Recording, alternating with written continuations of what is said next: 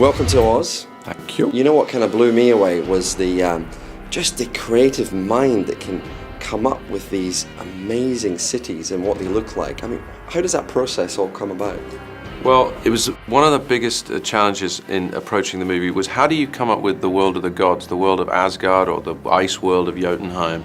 A combination of something primitive, Viking influenced, but could live at the top of space on an asteroid, surrounded by a version of Scandinavia, fjords and mountains. Or you talk about it, it's already trippy. When you try and put it together, somehow finding the relative reality.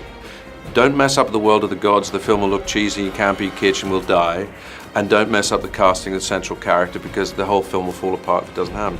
Both those things from day one were massively high on the agenda. There was an enormous kind of weight of expectation to get them both right. I certainly, through shooting, was sort of pinching myself going, wow, like, you know, Hopkins, Natalie Portman, Kenneth Branagh, and superheroes, and the size of it all it was mind-blowing. If you want to be in the beginning of what I think might be a really amazing career in films, come and watch Mr. Hemsworth bloom in this part. I had lunch during prep with Jon Favreau, brilliant director of Iron Man and Iron Man 2, and he's made a lot of interesting different films. But he said, my God, once you do one of these, it's very hard to go back to. It's very hard to go back to the films that aren't like this. Nervous? Absolutely. More nervous than working with anyone else, I think, was doing kissing scenes with Natalie Portman. You know, that stuff is. I find it's pretty unromantic in a sense. You have 100 people standing around and 2 or 3 cameras, and it all becomes very kind of technical. And where do I put my hands? And you forget how to kiss. A bit of a hypothetical here for you. Take Gerard Butler in 300 and yourself in Thor, head to head. Who would win? Do I have the powers of Thor?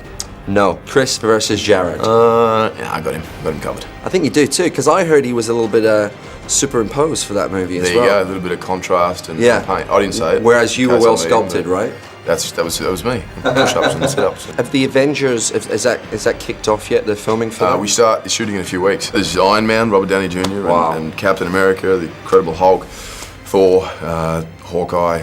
I mean, Scarlett Johansson's in it, Samuel L. Jackson. It's a big cast. It must have been a lot of fun to play Thor, God amongst men. Absolutely, you know. Quite a violent guy, isn't he? He is at times, yeah, and that was kind of fun to get away with, you know, to sort of be that brash and arrogant and be all okay. And I mean, it was all about sort of finding what was the motivation under that, you know, still have some sort of truth. And I think that was what makes it relatable. Yes, he's being arrogant, but he thinks he's saving the lives of the universe, so that's not a bad cause. I'm so glad we were able to have the premiere here. You know, I had a bunch of family and friends and an Australian bringing a film home, and it was, you know, to be in that crowd, and that's the first time I'd seen it up there in its completion, and to have it with that sort of reaction was a big relief and exciting. I think if you want to have a good time in the movies, come to Thor. Yeah. It's fun. It's fun.